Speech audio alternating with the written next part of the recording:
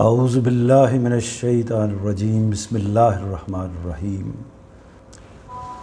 مطالعہ البیان کی آج ہماری 27ویں نشست ہے۔ آج ہم سورہ شمس کا مطالعہ کریں گے۔ یہ قرآن مجید کی 91ویں سورہ ہے اور اس کی ہم 1 تا 15 آیات یعنی انشاءاللہ مکمل سورہ کا مطالعہ کرنے کی کوشش کریں گے۔ ہم استاد گرامی جناب جاوید احمد صاحب غامدی کی تفسیر البیان کا مطالعہ کر رہے ہیں، تو میں آغاز کرتا ہوں۔ اعوذ باللہ من الشیطان الرجیم بسم اللہ الرحمن الرحیم۔ والشمس وضحاها والقمر اذا تلاها والنہار اذا جلاها واللیل اذا یغشاها والسماء وما بناها والارض وما طحاها ونفس وما سواها فألہمها فجورها وتقواها قد افلح من زکاها وقد خاب من دساها۔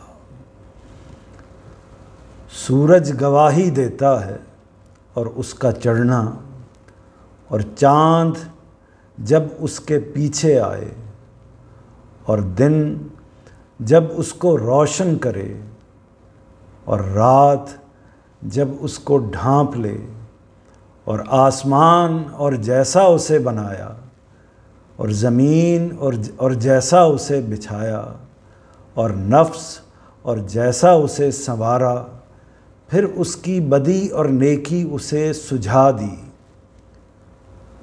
کہ روز قیامت شدنی ہے، اس لیے فلاح پا گیا وہ شخص، اس لیے فلاح پا گیا وہ جس نے نفس کا تزکیہ کیا، اور نامراد ہوا وہ جس نے اسے آلودہ کر ڈالا۔ مشکل الفاظ اور اسی طرح جو مانوس الفاظ ہیں عربی کے وہ دیکھ لیجئے۔ شمس کا لفظ ہے، اس سے آپ واقف ہیں۔ قمر کا لفظ ہے چاند کے معنوں میں، اس کو بھی آپ جانتے ہیں۔ نہار کا لفظ ہے دن کے معنوں میں، ہماری زبانوں میں بعض اوقات استعمال ہو جاتا ہے، لیل و نہار ہم کہتے ہیں۔ لیل رات کے معنوں میں، سما کا لفظ ہے، ارض کا لفظ ہے، اسی طرح نفس کا لفظ ہے جان کے مفہوم میں۔ فَأَلْهَمَهَا الہام کے معنی میں ہے، اور اسی طرح فجور، فسق و فجور کا مفہوم یا لفظ ہم استعمال کرتے ہیں۔ اسی طرح افلاح، فلاح کے معنوں میں ہم استعمال کرتے ہیں۔ اور یہ چند الفاظ ہیں جو آپ کی زبان میں مانوس ہیں، اور آپ کو اندازہ ہوا ہوگا کہ بیشتر الفاظ وہ ہیں جن کو آپ پہلے سے جانتے ہیں۔ دوسری طرف دیکھیے کہ کیا کوئی مشکل لفظ ہے تو اس میں بظاہر سجھا دینا یعنی ایک طریقے سے اس کو بتا دینا، دکھا دینا۔ جیسے ہم کہتے ہیں کہ راہ سجھائی دے رہی ہے یا راستہ سجھائی نہیں دے رہا۔ قیامت شدنی ہے یعنی واقع ہو کر رہنے والی ہے۔ شدنی کا مطلب یہ ہے کہ طے شدہ حقیقت ہے، ہونے والی ہے، ہونی ہے، جیسے ہم اردو میں یا پنجابی میں کہتے ہیں کہ یہ ہونی ہے۔ نفس، اس سے آپ واقف ہیں، لیکن اس کا مطلب ظاہر ہے کہ جان کے لیے بھی استعمال ہوتا ہے اور انسان کی شخصیت کے لیے بھی، یعنی جو بنیادی انسانی شخصیت ہے اس کے لیے یہ لفظ استعمال ہوتا ہے۔ آلودہ کرنا یعنی اس کو خراب کرنا، آلودگی کا لفظ ہم نے سنا ہوگا، اسی سے یہ ہے یا اسی سے یہ ہے۔ تو اس میں ایک دفعہ ترجمہ آپ دوبارہ دیکھ لیجئے، تھوڑی سی جو چیز آپ سامنے اس کو سمجھ لیں کہ یہاں جو جملوں کی کنسٹرکشن ہے اس کی نوعیت کیا ہے۔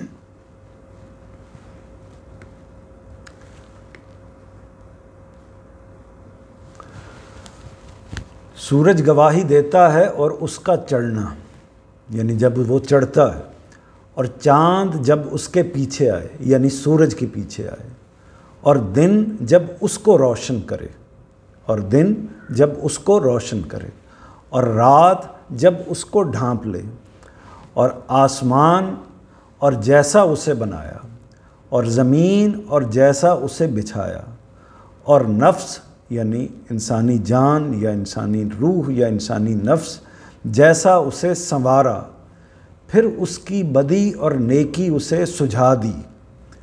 اب یہ دیکھیے کہ جو اگر آپ ترجمے تک محدود رہیں گے یا اصل متن تک محدود رہیں گے تو یہ گواہی جس بات پر دی جا رہی ہے وہ بات یہاں حذف کر دی گئی ہے بربنائے کرینہ، یا وہ آپ سے آپ واضح ہے۔ قرآن مجید کا یہ اسلوب ہم اس سے پہلے بھی دیکھ چکے ہیں کہ قسم جس چیز پر بعض اوقات کھائی جاتی ہے، جس چیز کے لیے قسم کھائی جاتی ہے وہ اتنی واضح ہوتی ہے کہ اس کو بیان نہیں کیا جاتا۔ سنوارا، پھر اس کی بدی اور نیکی اسے سجھا دی۔ تو استاذ گرامی یہ کنٹریبیوٹ کرتے ہیں کہ وہ بات جس کے لیے وہ ساری گواہیاں پیش کی جا رہی ہیں اس کو بریکٹ کے اندر واضح کر دیتے ہیں۔ یعنی سورج کس بات کی گواہی دیتا ہے، چاند کس بات کی گواہی دیتا ہے، دن کا روشن ہونا، رات کا اس کو ڈھانپ لینا، پھر آسمان کا پیدا ہونا یا تخلیق ہونا، اور زمین جیسا کہ اللہ تعالیٰ نے اس کو بچھایا ہے، آسمان کو چھت بنایا ہے، اور نفس کو جیسے اللہ تعالیٰ نے اس کی بدی اور نیکی بتا دی ہے۔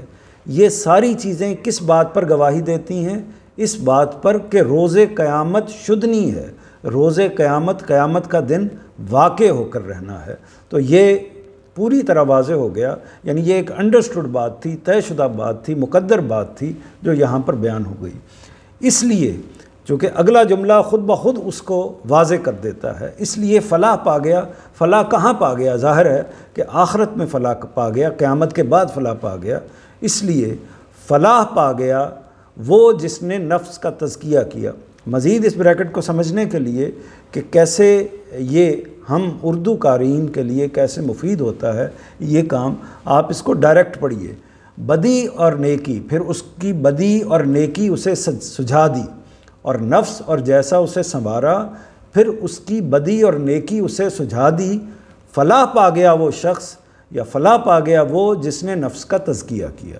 تو یہ جو دونوں باتیں کہ قیامت کا واقع ہونا، یعنی جس کے لیے قسم کھائی جا رہی ہے، جس کے لیے گواہی پیش کی جا رہی ہے، وہ بھی حذف ہو گیا، اور آگے کا جو لنک ہے یعنی چنانچہ کا جو لنک ہے وہ بھی اس کے اندر حذف ہو گیا۔ تو اس کو استاذ گرامی نے واضح کر دیا ہے، کھول دیا ہے، اور یہ کھولنا خود بتا رہا ہے کہ یہ کوئی نئی بات نہیں بتائی جا رہی، کوئی اضافی چیز اس میں شامل نہیں کی جا رہی، بلکہ ایک طے شدہ بات ہے جو اس کے اندر مضمر ہے، پائی جاتی ہے۔ فلاح پا گیا وہ جس نے نفس کا تزکیہ کیا، اور نامراد ہوا وہ جس نے اسے آلودہ کر ڈالا۔ یعنی قیامت کا نتیجہ ایک فلاح ہے اور نامرادی ہے، یعنی کامیابی ہے اور ناکامی ہے، یہ قیامت کا نتیجہ ہے۔ اس لیے آپ سے آپ پچھلی بات کے ساتھ یہ چیز متعلق ہو گئی ہے۔ یہ ایک بنیادی چیز تھی جو میرا خیال تھا کہ ابتدا میں آپ کو واضح کر دوں۔ آگے بڑھتے ہیں۔ سورج گواہی دیتا ہے اور اس کا چڑھنا، اور چاند جب اس کے پیچھے آئے، اور دن جب اس کو روشن کرے، اور رات جب اس کو ڈھانپ لے، اور آسمان اور جیسا اسے بنایا، اور زمین اور جیسا اسے بچھایا۔ یہ پہلا نوٹ دیکھ لیجئے، آسمان اور زمین دونوں کے لیے۔ اس میں آپ ذرا تھوڑے سے آپ کو کہہ سکتے ہیں کہ کچھ فنی چیزیں نسبتاً زیادہ ہیں اس سورہ کے اندر، اور تھوڑی سی تفصیلی ہیں، تو اس لیے ہو سکتا ہے کہ آپ کو اپنی توجہ ذرا زیادہ رکھنی پڑے۔ تو اس لیے میں یعنی تھوڑا سا عام فہم اسلوب سے ہٹ کر ہے، یہ میں کہنا یہ چاہتا ہوں۔ آسمان اور زمین دونوں کے لیے ما بناہا اور ما تہاہا کے الفاظ آئے۔ ان میں ما ہمارے نزدیک مصدریہ ہے، یہی ما آگے و نفسم وما سواہا میں بھی ہے، فَأَلْهَمَهَا فُجُورَهَا وَتَقْوَاهَا، اسی ماں کے تحت ہے۔ گویا پوری بات یوں ہے کہ نفس اور اس کے سنوارنے، پھر اس کی نیکی اور بدی اس سے الہام کر دینے کی قسم۔ اس اسلوب میں کیا ندرت ہے؟ استاذ امام لکھتے ہیں، یہ اصل میں جو انہوں نے واضح کیا ہے، اس کو آپ بس اتنا ہی جان لیجئے کہ ما دو طرح کے ہوتے ہیں۔ ایک ما موصولہ ہوتا ہے جو الذی کے معنی میں آتا ہے، اور ایک ما مصدریہ ہوتا ہے جو مصدر کے معنی میں آتا ہے۔ اس سے مفہوم میں بعض ندرتیں، بعض اضافے ہو جاتے ہیں یا بعض تبدیلی ہو جاتی ہے۔ اگر ہم ما سے الذی والا ما مراد لیں گے تو اور اس کے اندر شیڈ پیدا ہوگا، اور ما سے اگر ہم مصدریہ مراد لیں گے، مصدریہ وہ ہوتا ہے جیسے ہم انگریزی میں ٹو گو کہتے ہیں، جانا کا مفہوم استعمال کرتے ہیں، یعنی جو اس کا مصدر ہوتا ہے اس کے لیے جس کے اندر فعل آپ سے آپ موجود ہوتا ہے۔ تو بہرحال اس پر نوٹ آپ دیکھ لیجئے، اس پر صرف اس کا جو مفہوم ہے وہ آپ لے لیجئے گا۔ ما مصدریہ فعل کو صرف مصدر کے معنی میں کر دینے ہی کے لیے نہیں آتا، یعنی انہوں نے یہ بات تو کہہ دی ہے کہ ما مصدریہ مصدر کے یعنی فعل کے معنی میں، یعنی فعل کا معنی مطلب یہ ہے کہ جو کوئی بھی فعل وہاں پر موجود ہے اس فعل کو بیان کرنے کے لیے، یعنی وہ فعل مصدریہ معنی میں ہوگا، وہ فعل کے معنی میں نہیں ہوگا، یعنی اپنے مصدری معنی میں ہوگا۔ جیسے وہ سویا، سویا میں جو فعل ہے وہ دوسرا عام فعل ہے، لیکن جب ہم سونا کہیں گے تو وہ مصدری معنی آ جائیں گے، فعل اس کے اندر موجود ہوگا۔ خیر، فعل کو صرف مصدر کے معنی میں کر دینے ہی کے لیے نہیں آتا، بلکہ اس فعل میں جو قدرت، جو شان، جو حکمت، جو فیض بخشی، جو ندرت کہتے ہیں نیا پن، انوکھا پن، اور جو حیرت انگیز صنعت گری، صنعت گری یعنی کسی صنعت کو تخلیق کرنا، کسی چیز کو تعمیر کرنا، بنانا، مضمر یا ظاہر ہوتی ہے، مضمر یعنی چھپی ہوتی ہے یا ظاہر ہوتی ہے، ان سب کی طرف توجہ دلاتا ہے۔ مثلا آسمان کے ساتھ وما بناہا جو فرمایا ہے تو اس کے معنی ہوں گے، اور شاہد ہے آسمان اور اس کی حیرت انگیز ساخت، اور اس کے اندر یعنی آپ اس مثال سے سمجھ لیں، یہ جو وما بناہا کی مثال ہے، اس سے سمجھ لیں کہ جب یہ آسمان کے لیے آیا ہے تو اس سے کیا مفہوم پیدا ہوا ہے، اس مفہوم سے آپ کو اس کا اندازہ ہو جائے گا۔ اور شاہد ہے آسمان اور اس کی حیرت انگیز ساخت، اور اس کے اندر آسمان کے وہ تمام عجائب اور کرشمے مضمر ہوں گے جن کی طرف قرآن نے گوناگوں اسلوبوں سے توجہ دلائی ہے۔ گوناگوں یعنی طرح طرح کے مختلف انداز کے اسالیب سے توجہ دلائی ہے، اور اپنے مختلف بنیادی دعاوی تو اسلوب کہتے ہیں یعنی انداز، جس انداز میں ہم بات کرتے ہیں۔ مثال کے طور پر بعض اوقات سوال کا اسلوب ہوتا ہے، بعض اوقات بیان کا اسلوب ہوتا ہے، بعض اوقات ادب کا اسلوب ہوتا ہے، اسی طرح دیگر اسالیب ہوتے ہیں۔ گوناگوں اسلوبوں سے توجہ دلائی ہے، اور اپنے مختلف بنیادی دعوے کی جمع ہے، اپنے مختلف بنیادی دعوی یعنی دعووں پر ان سے دلیل قائم کی ہے۔ ظاہر ہے کہ ما موصولہ کے اندر ان استدلالی پہلوؤں کی طرف توجہ دلانے کی کوئی صلاحیت نہیں ہوتی۔ والارض وما طحاہا کو بھی اسی روشنی میں سمجھنے کی کوشش کیجئے۔ سورہ غاشیہ میں فرمایا ہے وَإِلَى الْأَرْضِ كَيْفَ سُطِحَتْ، اور زمین کو دیکھو کہ کیسے اس کی سطح کو ہموار کیا ہے۔ اس اجمال کے اندر وہ ساری تفصیل مضمر ہے جو قرآن نے دوسرے مقامات میں زمین کے آثار و عجائب سے متعلق بیان فرمائی، اور اس سے اپنے مختلف دعاوی پر دلیل قائم کی ہے۔ دعوی وہی دعوے کی جمع یعنی دعووں پر دلیل قائم کی ہے۔ گویا جن حقیقت کی جمع، گویا جن حقائق پر غور کرنے کے لیے سورہ غاشیہ میں کیفا سے ابھارا ہے، انہی پر غور کرنے کے لیے یہاں ما مصدریہ سے کام لیا ہے، لیکن دونوں کے محل استعمال میں یعنی استعمال کرنے کے طریقے میں یا استعمال کرنے کے مقام میں ایک دقیق فرق بھی ہے، دقیق یعنی باریک سا فرق بھی ہے جس پر گفتگو کا یہاں موقع نہیں ہے۔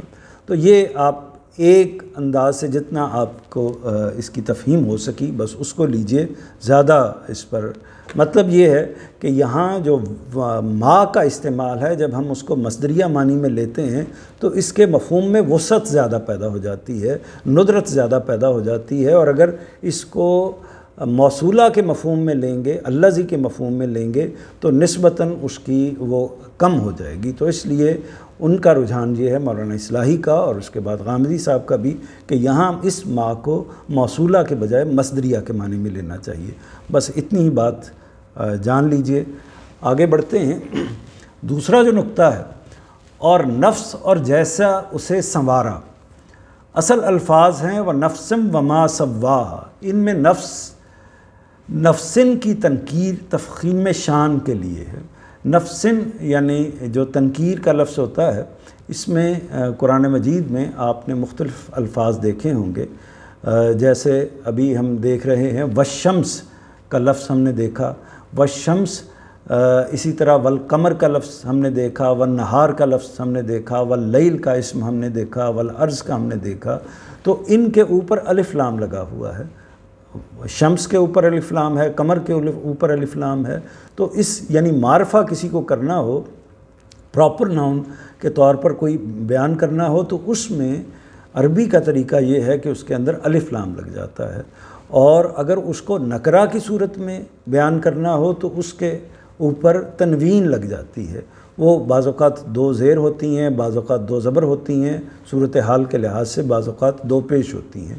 تو وہ سوال یہ ہے کہ یہاں پر نفسن پر جو تنکیر ہے وہ کس مقصد کے لیے ہے، یعنی اس کو نکرہ کیوں رکھا گیا ہے؟ تو اس کا جواب یہ ہے کہ یہاں تفخیم شان کے لیے ہے، یعنی اس لفظ کی یا اس چیز کی یا اس بات کی شان میں اضافہ کرنے کے لیے، اس کے معاملے کو یا اس کی عظمت کو نمایاں طور پر بیان کرنے کے لیے۔ اس سے بھی اس کی حیرت انگیز ساخت اور اس کی حکیمانہ تشکیل کی طرف توجہ دلانا مقصود ہے۔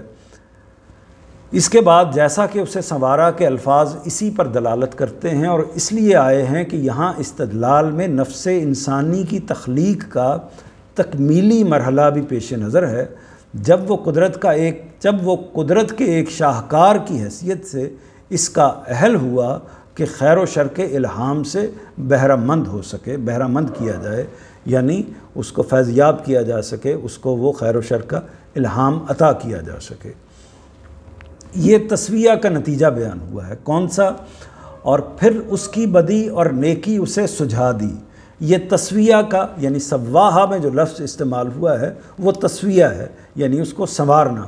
یہ تسویہ کا نتیجہ بیان ہوا ہے کہ اللہ تعالیٰ نے جس طرح انسان کو دیکھنے کے لیے آنکھیں اور سننے کے لیے کان دیے ہیں، بالکل اسی طرح نیکی اور بدی کو الگ الگ پہچاننے کے لیے، یہ خاص نقطہ ہے جس کو ہمیں سمجھنا چاہیے کہ اللہ تعالیٰ نے جس طرح انسان کو دیکھنے کے لیے آنکھیں اور سننے کے لیے کان دیے ہیں، بالکل اسی طرح نیکی اور بدی کو الگ الگ پہچاننے کے لیے ایک حادثہ اخلاقی بھی عطا فرمایا ہے۔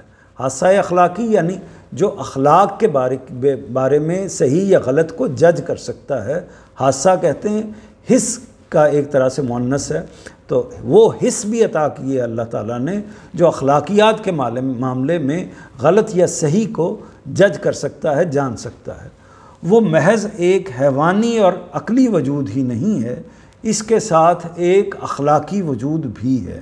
اس کے معنی یہ ہیں کہ خیر و شر کا امتیاز اور خیر کے خیر اور شر کے شر ہونے کا احساس انسان کی تخلیق کے ساتھ ہی اس کے دل و دماغ میں الہام کر دیا گیا ہے۔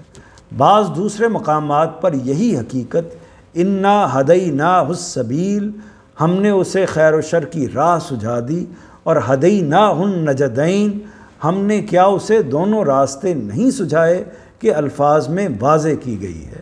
یعنی یہ اصل میں اس بات کو واضح کیا گیا ہے کہ انسان کو اللہ تعالیٰ نے جب اس دنیا میں بھیجا ہے تو جہاں اس کو آنکھیں دی ہیں، جہاں اس کو کان دیے ہیں، جہاں اس کو دیگر حواس خمسہ اور باقی چیزیں دی ہیں، چلنے کے لیے ٹانگیں دی ہیں، بولنے کے لیے زبان دی ہے اور باقی چیزیں دی ہیں، اسی طرح جاننے کے لیے، سمجھنے کے لیے اس کو اس کے اندر ایک حادثہ اخلاقی رکھ دیے، ایک اور حص، ایک اور چیز اس کے اندر رکھ دی ہے۔ وہ کیا چیز ہے؟ وہ یہ ہے کہ اس کے ذریعے سے، وہ اس چیز کے ذریعے سے یا اس شعور کے ذریعے سے انسان یہ جان سکتا ہے کہ برائی کیا ہے اور یہ جان سکتا ہے کہ اچھائی کیا ہے۔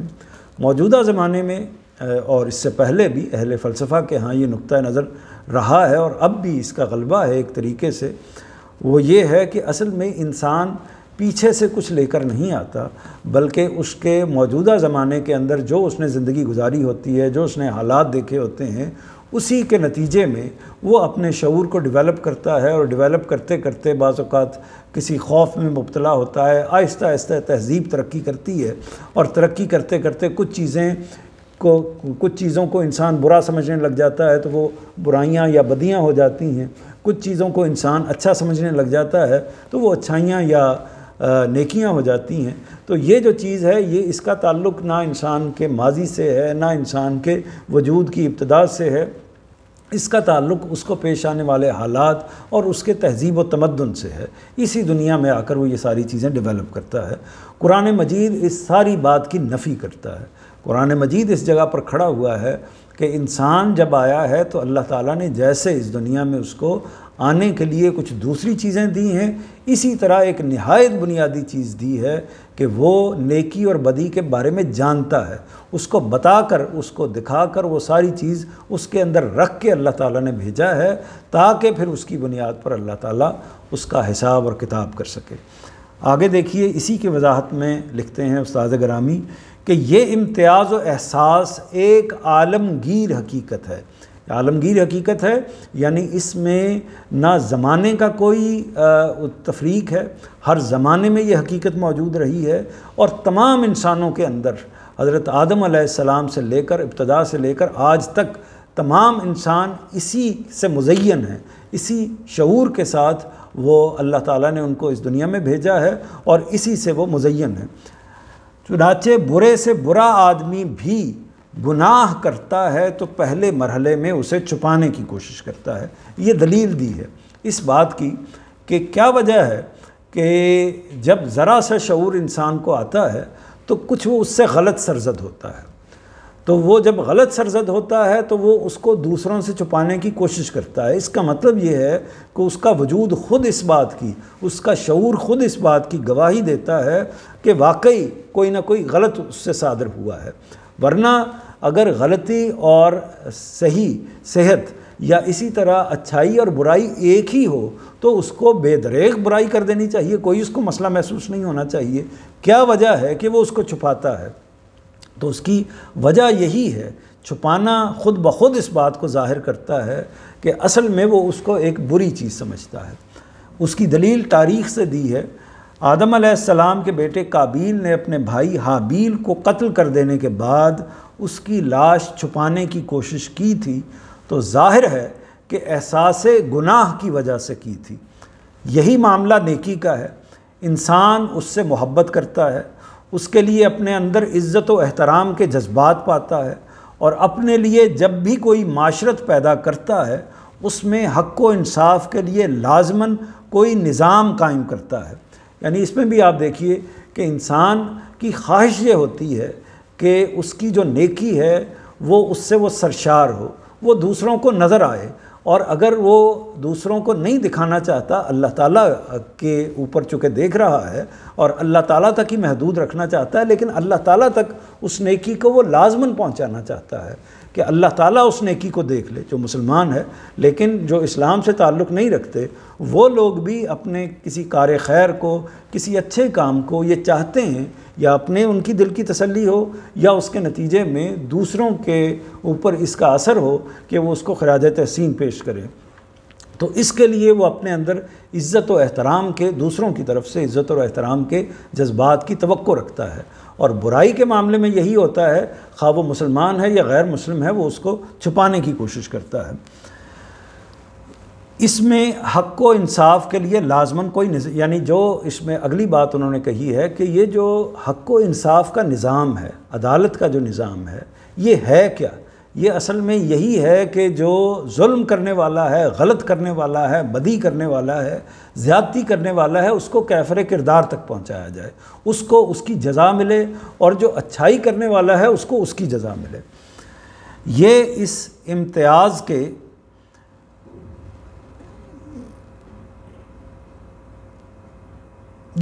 امتیاز خیر و شر کے فطری ہونے کا صریح ثبوت ہے۔ کیا بات؟ کہ یعنی یہ پچھلی ساری بات جو ہے، اور اس پہ خاص طور پر عدالت کا نظام قائم کرنا، یہ اس امتیاز خیر و شر کا جو امتیاز اللہ تعالیٰ نے انسان کے اندر دیا ہوا امتیاز، یعنی اس میں فرق کا شعور جو ہے، وہ اللہ تعالیٰ نے انسان کی فطرت میں دیا ہوا ہے، یہ اس کا صریح ثبوت ہے، واضح ثبوت ہے کہ انسان ہمیشہ جب بھی اس نے معاشرت قائم کی ہے تو وہ اپنے درمیان عدل قائم کرنے کی کوشش کرتا ہے اور اس کے لیے پورا ایک نظام وضع کرتا ہے۔ ہمیشہ سے اس کے طریقے مختلف رہے ہیں، لیکن یہ ہمیشہ سے اس نے کوشش کی ہے، اور یہ کس بات کی شہادت دیتا ہے؟ اس بات کی شہادت دیتا ہے کہ اس کے اندر بدی اور نیکی کا شعور پایا جاتا ہے۔ اس میں شبہ نہیں کہ برائی کے حق میں انسان بعض اوقات بہانے بھی تراش لیتا ہے، لیکن جس وقت تراشتا ہے اسی وقت جانتا ہے کہ یہ بہانے وہ اپنی فطرت کے خلاف تراش رہا ہے۔ یعنی بعض اوقات ایسا ہوتا ہے کہ ہم کوئی غلطی، کوئی زیادتی، کوئی برائی کر رہے ہوتے ہیں تو اس کی کوئی جسٹیفیکیشن ہمارے دل میں، ہمارے خیال میں موجود ہوتی ہے۔ قتل کے پیچھے بعض اوقات غیرت کا محرک آ جاتا ہے، یا اس طرح کی اور محرکات ہم اپنے ذہن میں پیدا کرتے ہیں اور اس کے نتیجے میں وہ غلط اقدام کرتے ہیں، یا بھوک اس کا سبب بعض اوقات بن جاتی ہے کہ انسان چوری پر آمادہ ہو جائے۔ اسے معلوم ہوتا ہے کہ چوری غلط کام ہے، لیکن بھوک یا اس طرح کی کوئی ضرورت اس کو اس جگہ پر لا کر کھڑا کر دیتی ہے، تو وہ اس کے لیے کوئی بہانے تو ضرور تراشتا ہے، لیکن جب وہ یہ کام کر رہا ہوتا ہے، یعنی بہانہ تراش رہا ہوتا ہے، اسی وقت جانتا ہے کہ یہ بہانے وہ اپنی فطرت کے خلاف تراش رہا ہے۔ اس لیے یہ بڑی زبردست دلیل ہے، اگلا جملہ دیکھیے گا، اس لیے کہ وہی برائی اگر کوئی دوسرا اس کے ساتھ کر بیٹھے تو بغیر کسی تردد کے وہ اسے برائی ٹھہراتا اور اس کے خلاف سراپا احتجاج بن جاتا ہے۔ یہ اس کی بڑی واضح اور قطعی دلیل ہے کہ کبھی ہم جب بھی انسان ہمیشہ سے اس دنیا میں موجود رہا ہے، کبھی وہ نہیں یہ چاہتا، یعنی وہ خود تو قتل کر دیتا ہے لیکن یہ نہیں چاہتا کہ کوئی اس کو قتل کرے، وہ خود تو کم تول دیتا ہے لیکن یہ نہیں چاہتا کہ دوسرا اس کو کم تول کر دے، وہ اس کا گریبان پکڑ لیتا ہے۔ اسی طرح وہ دوسرے کے ساتھ ظلم یا زیادتی خود تو کر دیتا ہے لیکن اپنے ساتھ نہیں کروانا چاہتا، کسی دوسرے کو وہ گالی دے دیتا ہے، اس کے ساتھ بدتمیزی کر لیتا ہے لیکن اپنے ساتھ بدتمیزی نہیں کروانا چاہتا۔ اس کا مطلب کیا ہے؟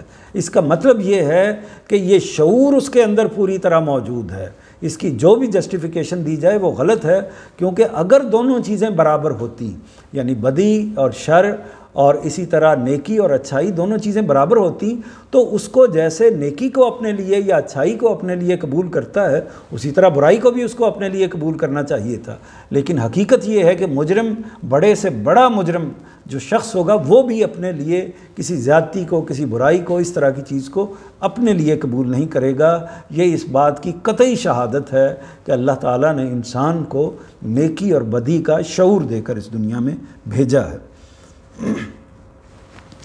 اگلا جو نوٹ ہے 4 نمبر، اور پھر اس کی بدی اور نیکی اسے سجھا دی کہ روز قیامت شدنی ہے۔ شدنی پر جو نوٹ لکھا ہے، اوپر جو گواہی پیش کی گئی ہے وہ قسم کے اسلوب میں ہے۔ یہ ان قسموں کا مقسم علیہ ہے۔ مقسم علیہ اس کو کہتے ہیں جس کے لیے قسمیں کھائی جاتی ہیں، یعنی میں قسم کھاتا ہوں کہ میں آپ سے ضرور ملوں گا، میں ضرور ملوں گا، یہ مقسم علیہ ہے، اور میں قسم کھاتا ہوں یا جس کی بھی میں قسم کھاؤں اس کے لیے وہ قسم ہوگی، اور یہ دوسرا حصہ جو ہوگا وہ مقسم علیہ ہوگا۔ یہ ان قسموں کا مقسم علیہ ہے جسے قرآن نے اصل میں حذف کر دیا ہے۔ یعنی یہ مقسم علیہ جو ہے کہ روز قیامت، جیسے ابھی ہم نے پہلے ڈسکس کیا کہ روز قیامت شدنی ہے، یہ مقسم علیہ ہے جو پیچھے باتیں آ رہی ہیں، اور اس کو حذف کر دیا ہے۔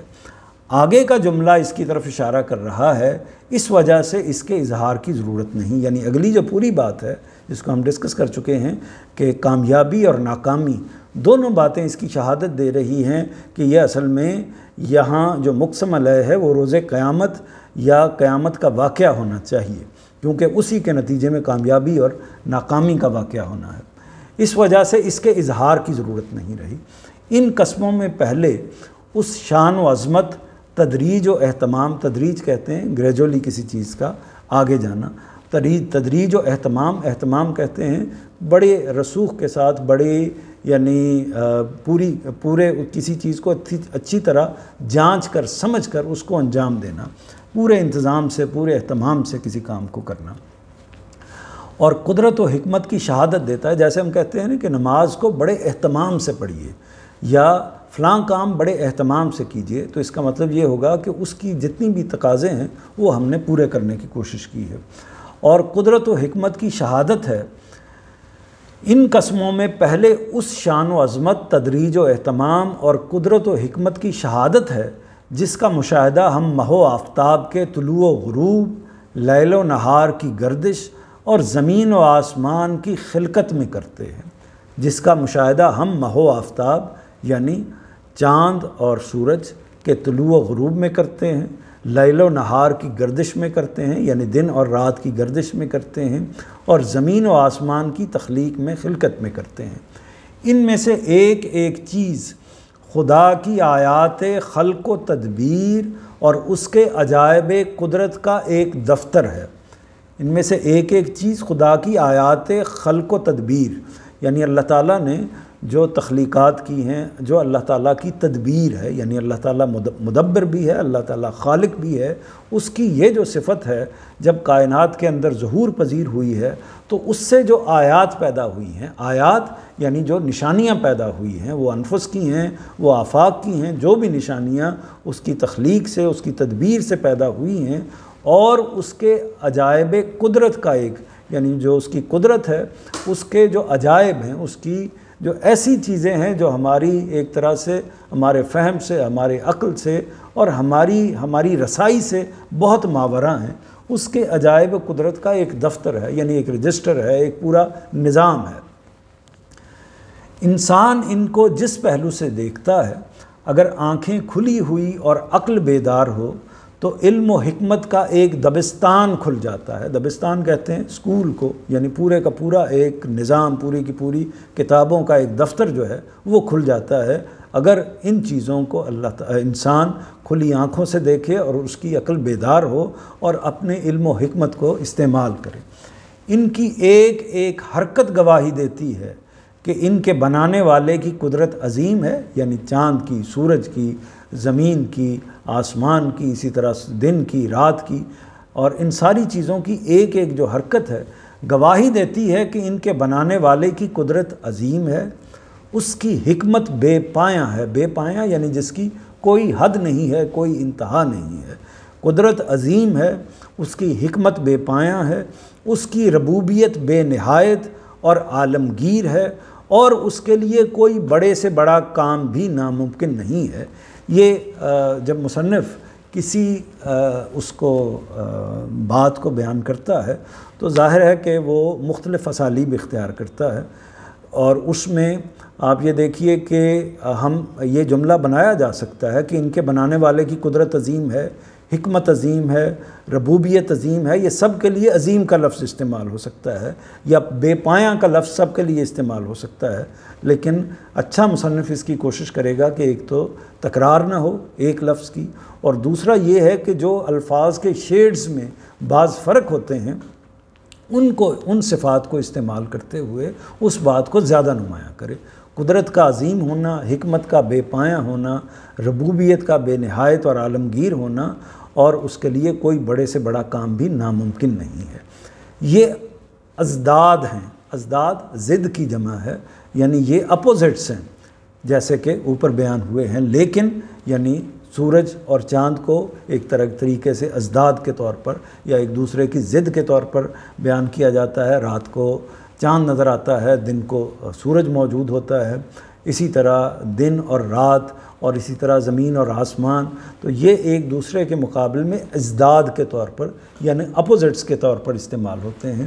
لیکن جس سازگاری اور فرما برداری سے اپنے خالق کے حکم کی تعمیل کرتے ہیں وہ حیرت انگیز ہے، یعنی ان کے اندر بھی ایک ہم آہنگی پائی جاتی ہے۔ بظاہر یہ ایک دوسرے سے متضاد ہیں، لیکن ایک دوسرے کو سپورٹ کر رہے ہیں اور ایک دوسرے سے پوری طرح ہم آہنگ ہے۔ ایک جاتا ہے تو دوسرا آتا ہے، دوسرا جاتا ہے تو پہلا آتا ہے، وہ حیرت انگیز ہیں۔ آیتوں میں ضحاہا، اذا تلاہا، اذا جلاہا اور اذا یغشاہا کے الفاظ اسی پہلو کو نمایاں کرتے ہیں۔ استاذ امام لکھتے ہیں نہ سورج کے حدود میں، نہ سورج چاند کے حدود میں مداخلت کرتا، نہ چاند اپنے وقت سے پہلے ظہور میں آنے کے لیے زور لگاتا، نہ دن کی یہ تاب کہ وہ اپنے وقت سے پہلے برآمد ہو جائے، اور نہ رات کی یہ مجال کہ وہ دن کو اس کی ڈیوٹی پوری کرنے سے پہلے ہی برخاست کر دے۔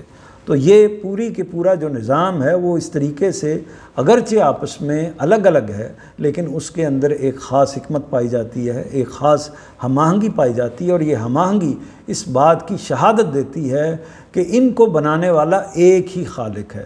کیونکہ اگر ایک خالق نہ ہوتا، ایک سے زیادہ خالق ہوتے، تو ان مختلف چیزوں میں وہ ہم آہنگی پیدا نہ ہوتی، وہ آپس میں گڑبڑا جاتی، آپس میں اس طریقے سے ٹکراتی کہ ایک کا نظام دوسری درہم پر برہم کر دیتی اور دوسری کا نظام پہلی درہم برہم کر دیتی۔ تو یہ جو نظام کی ہم آہنگی ہے، یہ خود اللہ تعالیٰ کی ربوبیت پر اور اللہ تعالیٰ کی جو تخلیق ہے اس پر گواہی دیتی ہے۔ آگے بڑھتے ہیں، یہ تھوڑا سا طویل ہے یہ حصہ۔ اس میں 5 نمبر دیکھیے، اور نامراد ہوا وہ جس نے اسے آلودہ کر ڈالا۔ یہ ابھی پہلا حصہ ہی چل رہا ہے اور اس میں یہ آخری سلائیڈ ہے۔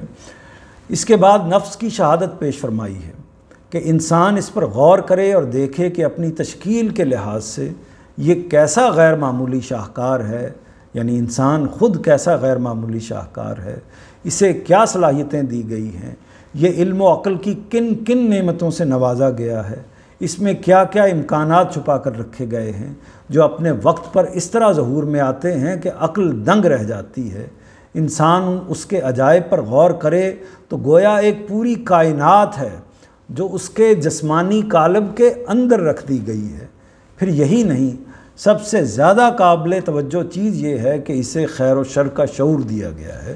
یعنی پہلے جو بات کی گئی ہے، جو انسان کی جو دوسری اعضاء ہیں، یعنی اس کی آنکھ ہے، وہ پوری ایک عظیم الشان شاہکار ہے، اس کا دل ہے، اس کا دماغ ہے، اور اس کے جو باقی اعضاء ہیں اس کا پورا نظام تنفس ہے۔ ایک ایک چیز جو ہے وہ اللہ تعالیٰ کی قدرت کا عظیم شاہکار ہے، اور پوری ایک کائنات اس چھوٹے سے وجود کے اندر موجود ہے۔ اور اس میں سب سے اہم چیز، سب سے قابل توجہ چیز یہ ہے کہ اسے خیر و شر کا شعور دیا گیا ہے، یعنی محض گوشت پوست کا یہ مجموعہ نہیں ہے، یا محض ایک مشین نہیں ہے، بلکہ اس کو اللہ تعالیٰ نے شعور بھی دیا ہے۔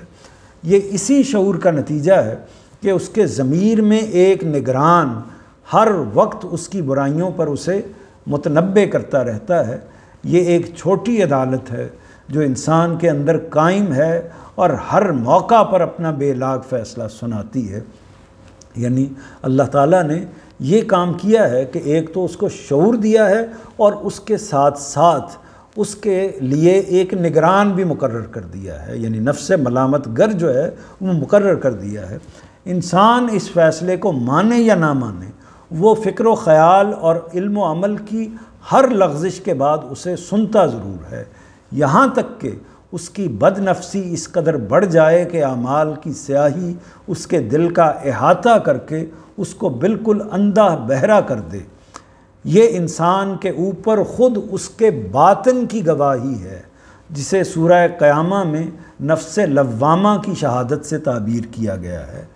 نفس اور مادہ کے ان تمام، یعنی یہ یہاں جو بات کی گئی ہے وہ بات یہ کی گئی ہے کہ اللہ تعالیٰ نے انسان کو ایک تو وہ صلاحیتیں دی ہیں جو اس کی بدنی صلاحیتیں، اس کو دیکھنے کی، سننے کی، بولنے کی صلاحیت دی ہے، اس کو اعضاء دیے ہیں، اور باقی اس نوعیت کی چیزیں دی ہیں۔ تو ایک تو وہ چیزیں ہیں۔ دوسری چیز جو ہے وہ اللہ تعالیٰ نے شعور دیا ہے۔ وہ شعور یہ ہے کہ انسان پہچان لیتا ہے کہ یہ برائی کی چیز ہے، یہ غلط چیز ہے، اور یہ اچھائی کی چیز ہے، یہ اچھی چیز ہے۔ نیکی اور بدی، شر اور خیر کے درمیان میں وہ فرق قائم کر پاتا ہے۔ اور تیسری چیز جو اس میں اضافی طور پر اللہ تعالیٰ نے دی ہے کہ ایک نفس ملامت گر یا نفس لوامہ اس کے اندر رکھ دیا ہے، یعنی شعور کا ایک اور ایلیمنٹ اس کے اندر موجود ہے جو اس کو متنبع کرتا ہے۔ یعنی جیسے ہی وہ غلط طرف جانے لگتا ہے تو ایک الارم اس کے اندر بج جاتا ہے، اور اسی طرح اگر وہ غلطی کرتا ہے تو غلطی پھر اس کو وہ متنبع کرتا ہے کہ تم سے غلط ہو گیا ہے، تو لہٰذا وہ بتاتا ہے، تو پھر وہ واپس اپنی صحت کی طرف یا اچھائی کی طرف لوٹتا ہے، توبہ کرتا ہے۔ تو اللہ تعالیٰ کا یہ خاص اہتمام ہے، گویا کہ انہوں نے بیان یہ کیا ہے کہ اللہ تعالیٰ نے یہ خود عدالت ایک قائم کر دی ہے اندر، جو ایک طرح سے وہ چھوٹی عدالت بتا دیتی ہے کہ یہ دیکھیے آپ نے غلط کام کیا ہے۔ نفس اور مادہ کے ان تمام مظاہر کی طرف توجہ دلا کر قرآن نے استدلال فرمایا ہے کہ یہ دنیا کوئی اتفاقی حادثہ یا کھیل تماشا نہیں ہے، اور نہ انسان کوئی شتر بے مہار ہے، یعنی ایک ایسا اونٹ ہے جس کی باغ چھوڑ دی گئی ہو، اور نہ انسان کوئی شتر بے مہار ہے کہ یوں ہی غیر مسئول چھوڑ دیا جائے۔ غیر مسئول یعنی وہ شخص جس سے سوال نہیں پوچھا جائے گا، کہ یوں ہی غیر مسئول چھوڑ دیا جائے اور اس کا خالق علم و عمل میں اس کے رویوں کے لحاظ سے اس کو جزا یا سزا نہ دے، وہ لازماً مسئول ٹھہرایا جائے گا۔ اور دنیا کا کارخانہ بھی ایک با مقصد اور باغایت کارخانہ ہے۔ باغایت یعنی با مقصد، جس کا ایک کوئی ہدف ہو، ٹارگٹ ہو، باغایت کارخانہ ہے۔ یہ غایت یعنی یہ مقصد ایک دن لازماً ظہور میں آئے گی، یہ غایت ایک دن لازماً ظہور میں آئے گی۔ اللہ تعالیٰ نے قیامت کے دن اسی غایت کو ظہور، اللہ تعالیٰ نے قیامت کا دن اسی غایت کو ظہور میں لانے کے لیے مقرر کیا ہے، لہٰذا قیامت شدنی ہے۔ یہ پوری بات ہے جو ان آیات کے اندر اس کا خلاصہ ایک طریقے سے آپ کے سامنے آ گیا ہے۔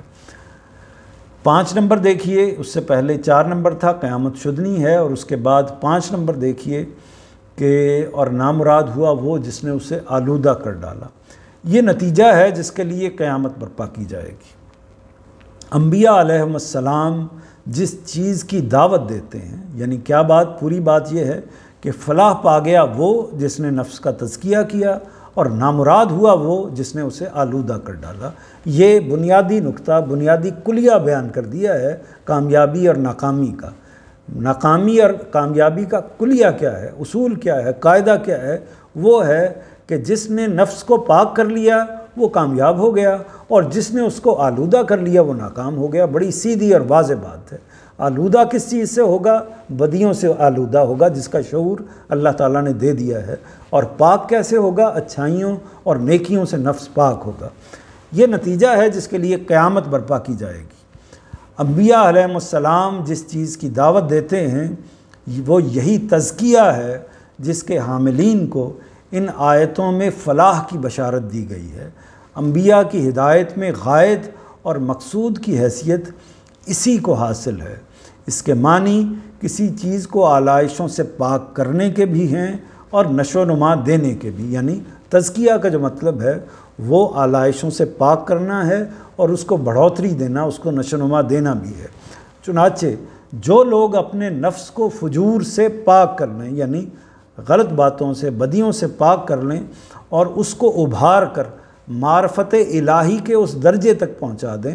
معرفت الہی یعنی عرفان الہی، اپنے پروردگار کی پہچان، اللہ تعالیٰ کو جاننا، اس تک رسائی حاصل کرنا، اس کو ابھار کر معرفت الہی کے اس درجے تک پہنچا دیں جسے قرآن نے نفس مطمئنہ سے تعبیر کیا ہے۔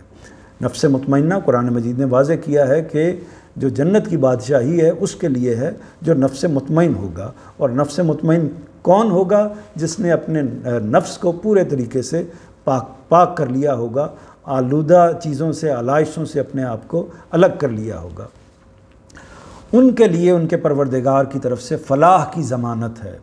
دین اصلاً اسی مقصود کو پانے، یعنی اسی تزکیہ کے مقصود کو پانے اور اسی غایت تک پہنچنے میں انسان کی رہنمائی کے لیے نازل کیا گیا ہے۔ یعنی دین کیوں آیا ہے؟ دین اسی کام کے لیے آیا ہے جو انسان کے اندر ایک نفس سے ملامت گر جو موجود ہے وہ بتاتا ہے کہ یہ غلط ہے، یہ صحیح ہے۔ اللہ کے پیغمبر بھی اسی کام کے لیے آتے ہیں، اور اسی طرح اللہ کی کتابیں اور دین بحیثیت مجموعی یہی بتانے کے لیے آیا ہے کہ آپ نفس کو پاک رکھیں۔ ان چیزوں کو اختیار کریں گے تو نفس پاک نہیں رہے گا، اور ان چیزوں کو اختیار کریں گے تو نفس پاکیزہ ہوگا، اور آپ کا مقصد نفس مطمئنہ کی بادشاہی کو حاصل کرنا ہے۔ اور اسی غایت تک پہنچنے میں انسان کی رہنمائی کے لیے نازل کیا گیا ہے۔ وہ لوگوں کے لیے داروغہ بن کر ان پر خدائی فوجداروں کی حکومت قائم کرنے کے لیے نازل نہیں کیا گیا۔ یہ اصل میں اس جملے کے اندر ایک تبصرہ ہے اس نقطہ نظر پر جو نقطہ نظر یہ کہتا ہے کہ اصل میں اسلام جو آیا ہے وہ اصل میں اس لیے آیا ہے کہ دنیا میں دوسرے انسانوں کے اوپر اسلام کا سیاسی غلبہ قائم کیا جائے. تو یہ ایک پورا نقطہ نظر ہے جس کے بڑے علم بردار موجود ہیں.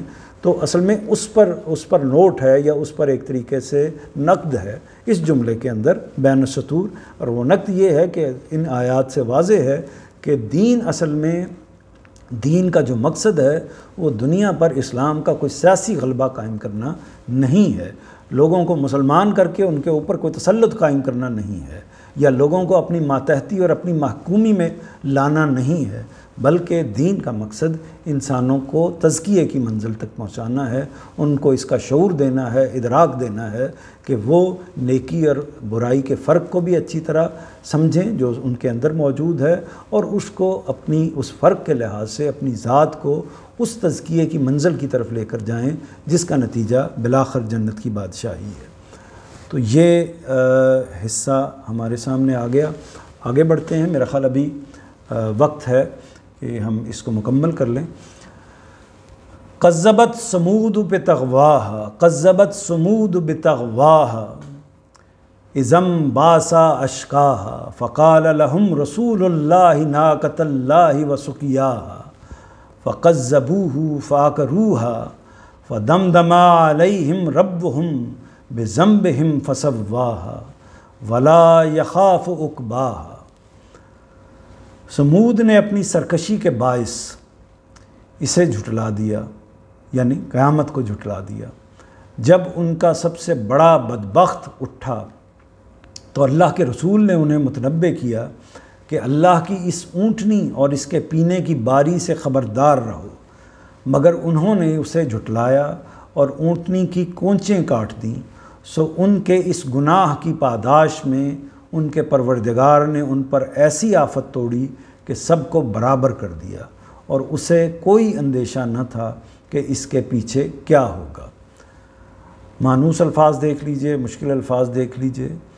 اس میں رسول کا لفظ ہے، اسی طرح ناقہ کا لفظ اونٹنی کے معنوں میں ہم بعض اوقات استعمال کر لیتے ہیں، اور اسی طرح سقیاہا میں جو سقا ہے اس کو بھی بعض اوقات ہم استعمال کر لیتے ہیں اپنی زبان کے اندر.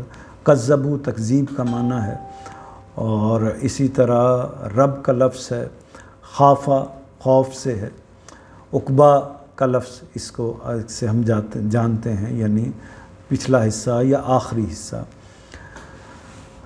اس طرف دیکھ لیجئے جو سرکشی کہتے ہیں، ثمود ایک قوم کا نام ہے، حضرت صالح جس کی طرف مبعوث ہوئے تھے. سرکشی یعنی نافرمانی کرنا، بدبخت برے بختوں والا، متنبہ کیا یعنی خبردار کیا، کونچیں کاٹ دیں. کونچیں اصل میں کونچ کہتے ہیں اونٹ کے اس حصے کو جو اس کی ایڑی کی جگہ پر ہوتا ہے، اور اس کو جب کاٹ دیا جاتا ہے تو اصل میں بڑی رگ کٹ جاتی ہے، جس کے نتیجے میں وہ ایک طرح سے ہلاک ہو جاتا ہے اونٹ یا اونٹنی. اور یہ جب ذبح کیا جاتا ہے تو اس میں دونوں طریقے اختیار کیے جاتے ہیں، یا اس کی کونچیں کاٹ دی جاتی ہیں ٹانگوں سے تاکہ اس کا تیزی سے خون بہہ جائے، یا پھر گردن پر کسی طریقے سے گردن کو کاٹ کر اس کا خون بہایا جاتا ہے. تو کونچیں اصل میں عربوں کے اندر یہ دوسرا طریقہ خاص طور پر رائج تھا، اس لیے اس کا حوالہ بھی ہے، اور وہ ان سے پہلے چونکہ یہ وہیں کی قوم ہے، اسی علاقے کی قوم ہے، تو اس لیے وہاں بھی یہی رواج یہی طریقہ موجود تھا. گناہ کی پاداش میں یعنی اس کی سزا کے طور پر، اس کے صلے کے طور پر ان پر ایسی آفت توڑی کہ سب کو برابر کر دیا، کوئی اندیشہ نہ تھا یعنی کوئی خطرہ نہ تھا. آگے چلتے ہیں. ثمود نے اپنی سرکشی کے باعث اسے جھٹلا دیا. اس میں نوٹ دیکھیے 6 اور 7 نمبر. انفس و آفاق کی نشانیوں سے استدلال کے بعد یہاں سے آگے ایک ایسی قوم کی تاریخ سے استدلال فرمایا ہے کہ جس کے لیے خدا کی دینونت کا ظہور ہوا. اس کا انتخاب بطور خاص اس لیے کیا گیا ہے کہ اہل عرب اس کے حالات سے پوری طرح واقف تھے، اور اس کی تباہی کی داستان ان کے بچے بچے کو معلوم تھی.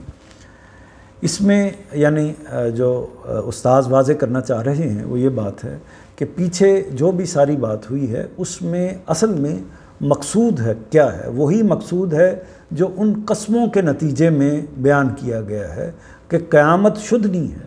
یہ بات ہے جو اس پوری سورہ میں بیان ہوئی ہے، اور مخاطبین کو بتایا گیا ہے کہ یہ واقعہ ہو کر رہنا ہے۔ پھر اس کے لیے جو گواہیاں دی ہیں، یعنی قیامت کے اوپر جو شہادتیں دی ہیں، اس میں ایک شہادت دی ہے انفس کی، آفاق کی، یعنی کائنات کے اندر جو کچھ چیزیں ہیں، چاند ہے، زمین ہے، آسمان ہے، دن ہے، رات ہیں، اور اس کے بعد انسان کے وجود کی گواہی دی ہے، اور اس کے اندر جو نیکی اور بدی کا شعور رکھا ہے، جو جس کا لازمی نتیجہ قیامت ہے، اس کی گواہی دی ہے، اور پھر حوالہ دیا ہے اس کا بھی، اور اس کے بعد پھر آگے ایک اور واقعے کا حوالہ دیا ہے کہ جب اللہ کے رسول آتے ہیں تو یہ واقعہ اسی دنیا میں ہو جاتا ہے، جس کے لیے لفظ دینونت استعمال ہوا ہے۔ دینونت ایک اصطلاح ہے، اس کا مطلب یہ ہے کہ خدا کا نظام جزا و سزا جو قیامت کے روز برپا ہونا ہے، وہ اس دنیا میں بھی ایک چھوٹے پیمانے پر، ایک محدود جگہ پر، ایک محدود قوم کے لیے برپا ہو جاتا ہے۔ یعنی اللہ کا رسول آتا ہے، رسول آ کر ان کو حق بات بتاتا ہے، اور وہ اس کی اگر تکذیب کرتے ہیں، انکار کرتے ہیں، تو ان کی سزا اسی دنیا میں نافذ ہو جاتی ہے۔ یعنی وہ سزا جو اصل میں ہونی تو قیامت کے موقع پر ہے، لیکن ایک چھوٹے پیمانے پر اسی دنیا میں نافذ ہو جاتی ہے۔ اس کے لیے دینونت کی اصطلاح استعمال ہوتی ہے۔ تو اس میں مختلف داستانیں قرآن مجید نے رسولوں کی بیان کی ہیں، جس میں حضرت نوح کی داستان ہے، اسی طرح قوم عاد کی داستان ہے، نبی کریم صلی اللہ علیہ وسلم خود رسول کی حیثیت سے مبعوث ہوئے تھے۔ اسی طرح ایک داستان جو ہے وہ سمود کی ہے، جن کی طرف حضرت صالح علیہ السلام مبعوث ہوئے تھے۔ تو رسولوں کی طرف سے اتمام حجت کے بعد اللہ تعالیٰ نے تو انہوں نے جو اونٹنی ہے اس کی کونچیں کاٹ دیں، اس کا ذکر آگے بھی آئے گا، اس وقت اس کو دیکھ لیتے ہیں۔ 7 نمبر یہ ہے کہ رسولوں کی طرف سے اتمام حجت کے بعد اللہ تعالیٰ نے جن قوموں کو دنیا میں سزا دی ہے، ان کا اصل جرم یہی تھا کہ انہوں نے رسولوں کی تکذیب اس وجہ سے نہیں کی کہ ان پر حق واضح نہیں ہوا، بلکہ انہوں نے حق کے واضح ہو جانے کے باوجود محض سرکشی کے باعث انہیں جھٹلایا۔ یعنی مطلب یہ ہے کہ جن لوگوں نے جھٹلایا ہے حق کو رسولوں کی موجودگی میں، رسول جب آتا ہے تو وہ حق کو آخری درجے میں واضح کر دیتا ہے، پوری طرح واضح کر دیتا ہے۔ اس لیے اسی کے زمانے میں اللہ تعالیٰ کا عذاب بھی نازل ہوتا ہے۔ جب رسول نہیں آتا، جیسے موجودہ زمانہ ہے، انسانوں کا موجودہ زمانہ ہے، اس میں چونکہ اللہ کے دین کو عام لوگ پیش کر رہے ہوتے ہیں، جن پر الہام نہیں آتا، جن سے غلطی بھی ہو جاتی ہے، جو کبھی صحیح تعبیر کرتے ہیں، کبھی غلط تعبیر کرتے ہیں، تو اس لیے بعض اوقات لوگوں تک حتمی طور پر بات پہنچ جاتی ہے، بعض اوقات نہیں بھی پہنچتی۔ تو یہ ساری چیزیں اس وجہ سے ہوتی ہیں کہ بالآخر اس کے نتیجے میں قیامت کا واقعہ ہوگا، اور اس وقت یہ سارا حساب ہوگا کہ واقعی کسی انسان تک حق صحیح معنی میں پہنچ گیا تھا، اور اس کے بعد اس نے اس کو اختیار کیا یا نہیں کیا۔ جبکہ رسولوں کا جب معاملہ ہوتا ہے تو یہی ہوتا ہے کہ حق آخری درجے میں واضح ہو جاتا ہے، اور وہ جب انکار کرتے ہیں تو جانتے بوجھتے کرتے ہیں۔ اور اس کا پتہ کس کو چلتا ہے؟ کیا اللہ کا رسول کو پتہ چلتا ہے؟ کیا انسانوں کو پتہ چل جاتا ہے؟ نہیں، اس کا پتہ اللہ کو چلتا ہے کہ اب حق جو ہے وہ آخری درجے میں واضح ہو گیا۔ ہم جو ہیں موجودہ انسان، ان کے بارے میں چونکہ رسول موجود نہیں ہے، اور اللہ تعالیٰ نے یہ بھی فیصلہ کیا ہوا ہے کہ ان کے بارے میں ابھی فیصلہ نہیں کرنا، تو اس لیے اللہ تعالیٰ نے بتایا بھی نہیں ہوا، اور بتانے کا، براہ راست بتانے کا کوئی طریقہ بھی نہیں ہے۔ یعنی وہ طریقہ جو اللہ تعالیٰ نے اپنے ملائکہ اور اللہ تعالیٰ نے اپنے رسولوں کے ذریعے سے رکھا ہوا تھا، موجودہ زمانے میں وہ طریقہ نہیں ہے۔ لہٰذا یہ نہیں ہم کہہ سکتے، میں یا آپ یا کوئی بڑا صاحب علم بھی یہ نہیں کہہ سکتا کہ فلاں شخص پر حق واضح ہو گیا لہٰذا اب وہ جہنمی ہے، یا فلاں شخص پر اب حق اس سطح پر اس نے اس کو اختیار کر لیا، اچھائی کو اس لیے اعلیٰ سطح پر اختیار کر لیا تو وہ لازماً جنتی ہے۔ تو یہ کہنا ہمارے اختیار میں نہیں ہے، یا ہمارا اس میں دائرہ اختیار نہیں ہے۔ رسولوں کی طرف سے یہ جملہ ہو گیا 7 نمبر۔ 8 نمبر دیکھیے، جب ان کا سب سے بڑا بدبخت اٹھا، مراد ہے قوم سمود کا سردار کدار ہوگا یا قدار ہوگا۔ عرب جاہلیت کی شاعری میں اس کا ذکر اسی حیثیت سے کیا جاتا ہے، یعنی یہ ان کا جو بڑا سردار تھا، جیسے بعض اوقات ابو لہب کا ذکر بھی ہوا ہے قرآن مجید میں، اور اسی طرح چونکہ وہ بعض اوقات سرداروں کے اندر، بادشاہوں کے اندر جو کسی قوم کی دشمنی ہے، حق دشمنی ہے، وہ بہت نمایاں ہو جاتی ہے، تو وہ ایک طرح سے علامت بن جاتا ہے اس دشمنی کی، یا پیغمبر دشمنی کی یا حق دشمنی کی۔ جیسے کہ فرعون حضرت موسیٰ علیہ السلام کے مقابل میں جس سطح پر آ کر کھڑا ہو گیا تھا، تو وہ اللہ کی دشمنی کی، پیغمبر دشمنی کی ایک واضح علامت بن گیا تھا۔ اور عرب جاہلیت میں، یعنی عرب کی جو تاریخ ہے، جاہلیت کا مطلب یہ نہیں ہوتا کہ جو کوئی غیر علم لوگ ہیں، یعنی جاہل لوگ ہیں، یہ اس معنی میں استعمال نہیں ہوتا، بلکہ یہ اصطلاح ہے۔ عرب جاہلیت کی شاعری ایک اصطلاح ہے۔ یہ اصطلاح 2 حصے تقسیم کیے جاتے ہیں۔ ایک حصہ وہ ہے کہ جب نبی کریم صلی اللہ علیہ وسلم کی بعثت ہوئی، اس کو کہتے ہیں علم کا زمانہ، اس کو کہتے ہیں روشنی کا زمانہ، نور کا زمانہ۔ جب نبی کریم صلی اللہ علیہ وسلم عرب میں، مکہ میں تشریف لائے، یعنی آپ کی بعثت ہوئی ہے۔ اور اس سے پہلے کا جتنا بھی زمانہ ہے عربوں کا، اس کو جاہلی زمانہ کہتے ہیں۔ اور اس سے پہلے جو کلام لکھا گیا ہے، جو شاعری لکھی گئی، اس کو جاہلی شاعری کہتے ہیں۔ جاہلی کا مطلب وہ جاہلی نہیں ہے جو ہم اپنی زبان میں استعمال کرتے ہیں، اگرچہ یہ لفظ وہیں سے اٹھا ہے کہ یہ اسلام کے مقابل میں استعمال ہوا ہے، لیکن اس کا مطلب یہ ہے کہ وہ بڑے عاقل لوگ تھے، بڑے بالغ لوگ تھے اور بڑے زبردست شعراء تھے، لیکن اس زمانے کے اندر جو کچھ بھی چیزیں ہوئیں اس کو ایک تقسیم کرنے کے لیے ہماری اصطلاح میں 2 حصے کیے جاتے ہیں۔ ایک وہ زمانہ، نبی کریم صلی اللہ علیہ وسلم کا زمانہ، اور آپ سے پہلے کا زمانہ۔ تو ان کی شاعری میں اس کا ذکر ہوا ہے۔ یہ اونٹنی قوم سمود کے پیغمبر حضرت صالح علیہ السلام نے اپنی قوم کے اس مطالبے پر نامزد کی تھی کہ وہ انہیں عذاب کی کوئی نشانی دکھائیں۔ اس کے ساتھ انہوں نے یہ امتحان مقرر کر دیا تھا کہ ایک دن یہ پانی پیے گی اور ایک دن وہ اپنے جانوروں کو پانی پلائیں گے۔ اس کے لیے اصل میں ناقۃ اللہ کے الفاظ آئے ہیں۔ ان میں لفظ ناقہ کا نصب بر بنائے تحذیر ہے۔ کسی خطرے سے آگاہ کرنے کے لیے یہ اسلوب ہماری زبان میں بھی عام ہے کہ جملے میں فعل اسی طریقے سے مقدر کر دیا جائے۔ یعنی یہاں یہ دیکھیے کہ جو جملہ آیا ہے اس میں ناقۃ اللہ کا لفظ آیا ہے، فقال لہم رسول اللہ ناقۃ اللہ و سقیاہا، تو یعنی اللہ فقال لہم رسول اللہ، ان سے اللہ کے رسول نے کہا ناقۃ اللہ۔ تو اب یہ درمیان میں ناقۃ اللہ اصل میں مفعول واقع ہوا ہے نا، کیونکہ اس کے اوپر زبر آ گئی ہے، تو مفعول ہے تو فعل کہاں ہے، یہ سوال پیدا ہوا ہے۔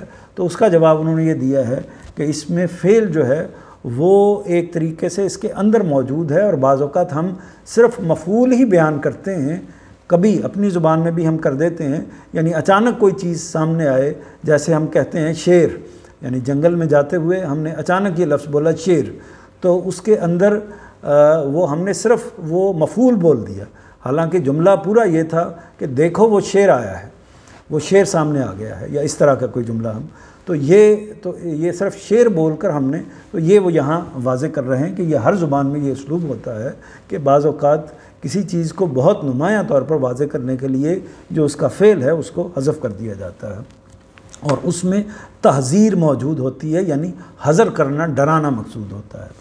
یہ اونٹنی کے قتل کی تعبیر ہے، اس لیے کہ کونچیں کاٹ دی جائیں تو اونٹ لازماً مر جاتا ہے۔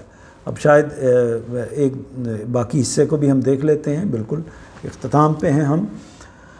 اگلا جو نقطہ ہے 6 نمبر، وہ دیکھ لیجئے، یعنی اس گناہ کی پاداش میں کہ جو اونٹنی عذاب کی ایک نشانی کے طور پر خود ان کے مطالبے پر نامزد کی گئی تھی، انہوں نے اسے گزند پہنچانے کی جسارت کی اور اس طرح ثابت کر دیا کہ ان کی سرکشی اس انتہا کو پہنچ چکی ہے جس کے بعد و درگزر کی گنجائش ختم ہو جاتی ہے۔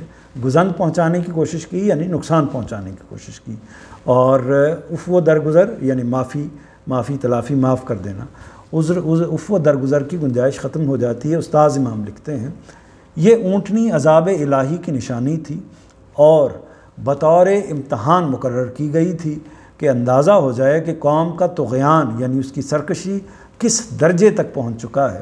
طغیان چونکہ مذکر ہے اس لیے اس کے لحاظ سے آئے گا، سرکشی ہوتا تو مؤنث ہوتا، کہ قوم کا طغیان کس درجے تک پہنچ چکا ہے۔ ظاہر ہے کہ اس جرم کے بعد اگر ان کو ڈھیل ملتی تو وہ خود اللہ کے رسول پر ہاتھ ڈالنے کی جسارت کر گزرتے۔ اس کا مطلب یہی ہوتا ہے کہ جب وہ کوئی بھی نشانی آئے اور اس نشانی کے اوپر اللہ تعالیٰ اس میں کوئی وقفہ ڈال دیں تو پھر ان کا اگلا معاملہ یہی ہوتا ہے۔ نبی کریم صلی اللہ علیہ وسلم کے موقع کے حوالے سے بھی یہ بیان کیا جاتا ہے تاریخ میں کہ پھر بالآخر انہوں نے آپ کے قتل کی جب تمام سلسلے ختم ہو گئے، ہر طرف سے مایوس ہو گئے، تو آپ نے ان کو لوگوں نے یعنی کفار نے نبی کریم صلی اللہ علیہ وسلم کی قتل کی سازش معاذ اللہ اس کو قائم کرنے کی کوشش کی۔ اور یہ وہ جرم ہے جس کی مہلت اللہ تعالیٰ کسی قوم کو نہیں دیتا۔ اللہ تعالیٰ کسی قوم کو اس کا موقع نہیں دیتا کہ وہ اپنے جب رسول بھیجتا ہے تو وہ ان کو قتل کر سکیں یا ان پر غلبہ پا سکیں۔ یہی وجہ ہے کہ سیدنا مسیح علیہ السلام کو اللہ تعالیٰ نے اٹھا لیا اپنی طرف، اور اسی طرح ان کے حوالے سے ان کو وفات دی اور اپنی طرف منتقل کر لیا۔ اسی طرح نبی کریم صلی اللہ علیہ وسلم کو وہاں سے منتقل کر کے دوسری جگہ پر بھیج دیا۔ اسی طرح جو باقی انبیاء رسول ہیں ان کے ساتھ بھی یہی معاملہ ہوا کہ پہلے ہی عذاب آ گیا اس سے پہلے کہ وہ پیغمبر کی طرف اللہ کے رسول کی طرف بڑھنے کی کوشش کریں، جس کی مہلت اللہ تعالیٰ کسی قوم کو نہیں دیتا، بلکہ جب کسی قوم نے رسول کے قتل کرنے کا ارادہ کر لیا ہے تو وہ لازماً تباہ کر دی جائے گی۔ آگے دیکھیے، اصل میں لفظ دمدمہ استعمال ہوا ہے۔ سرما کے بادلوں، طوفانی ہواؤں اور یالہ باری کا جو عذاب قوم سمود پر آیا اس کے لیے یہ لفظ نہایت موزوں ہے۔ استاذ امام لکھتے ہیں دمدمہ کے معنی ہلاک کر دینے کے ہیں، لیکن اس کے اندر عذاب کی شدت اور بے پناہی کا مضمون بھی مضمر ہے، یعنی اس کے اندر چھپا ہوا ہے، جو مجرد ہلاک کر دینے کے لفظ سے واضح نہیں ہوتا۔ اگر اس کو ٹھیک تعبیر کرنا چاہیں تو یوں کہہ سکتے ہیں، یعنی جو وہ کہنا چاہ رہے ہیں وہ یہ کہ یہاں پر دمدمہ کا لفظ آیا ہے جس کا معنی تو مار دینا ہے، ہلاک کر دینا ہے، لیکن وہ ہلاکت کس نوعیت کی ہے اس کو وہ واضح کر رہے ہیں کہ یہ سادہ ہلاکت نہیں ہے، بلکہ یوں کہہ سکتے ہیں کہ تب ان کے خداوند نے ان کے اوپر دھما دھم عذاب برسا دیا۔ دھما دھم اصل میں کہتے ہیں کہ جب وہ یہ ایک آواز ہوتی ہے جب ڈھول کے اوپر اس کے ساتھ کسی چیز کے ساتھ یا بید کے ساتھ اس طرح کی کسی چیز کے ساتھ مارا جائے تو دھما دھم کی آواز آتی ہے، تو وہ پے در پے مارنے کے مفہوم میں پے در پے یعنی ایک کے اوپر دوسرے کے اوپر تیسری ضرب کے مفہوم میں یہ لفظ استعمال ہوتا ہے۔ تب ان کے خداوند نے ان کے اوپر دھما دھم عذاب برسا دیا، اور اس میں یعنی مطلب یہ کہ سرما کے بادل، پھر طوفانی ہوائیں، پھر یالہ باری، اور اس طریقے سے پے در پے چیزیں آتی رہیں۔ آگے جو نقطہ ہے 13 نمبر وہ یہ ہے کہ اور اسے کوئی اندیشہ نہ تھا کہ اس کے پیچھے کیا ہوگا، یعنی اس نے یہ کام اپنے بے پایاں علم، بے انتہا علم، اپنی بے پناہ قدرت اور اپنی عطاہ حکمت کے تحت، یعنی بہت گہری حکمت کے تحت کیا ہے، اس پر اسے کوئی پچھتاوا نہیں ہو سکتا۔ اس سے ضمناً قرآن مجید نے بائبل کی کتاب پیدائش کے ان بیانات کی بھی تردید کر دی ہے جن میں یہ ذکر ہوا ہے کہ اللہ تعالیٰ اپنے بعض فیصلوں پر ملول ہوا، یعنی بائبل میں یہ حوالہ انہوں نے آگے بائبل کا دے دیا ہے، چونکہ بائبل میں بعد میں تحریفات ہوتی رہی ہیں اور اس میں اس طرح کی چیزیں موجود ہیں جس میں معاذ اللہ تعالیٰ کے حوالے سے یہ بات نقل ہوئی ہے، بیان ہوئی ہے کہ اللہ تعالیٰ نے اپنی تخلیق کے حوالے سے اور اس طرح انبیاء کے حوالے سے بعض فیصلے کیے، اور فیصلے کرنے کے بعد اللہ تعالیٰ کو معاذ اللہ ثم معاذ اللہ ندامت ہوئی، اللہ تعالیٰ اس پر پشیمان ہوئے، ملول ہوئے معاذ اللہ۔ تو اس کی ایک طریقے سے وہ کہہ رہے ہیں کہ اللہ تعالیٰ جو بھی اقدام کرتے ہیں وہ علم و حکمت پر مبنی ہوتا ہے، اللہ تعالیٰ کو اس پر کوئی پچھتاوا نہیں ہوتا، وہ طے شدہ ہوتا ہے اور ہر لحاظ سے پر حکمت ہوتا ہے۔ وآخر دعوانا ان الحمد للہ رب العالمین۔